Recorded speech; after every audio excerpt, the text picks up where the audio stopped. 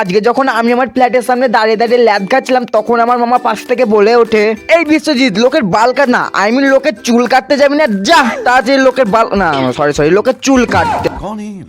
আমার মামার এইসব কথা শুনে তো আমার হ্যান্ডে না সরি আমার খেতে ইচ্ছে করলো, যেহেতু আমার খিদে পেয়ে গেছে অনেক, তাই তারপরে তো আমার 20 কোটি টাকার এমটি টাকা নিয়ে সঙ্গে 20 লাখ টাকা নিয়ে চলে আসি আমাদের বাজার প্রকাশ দাদুর দোকানে খাওয়ার জন্য।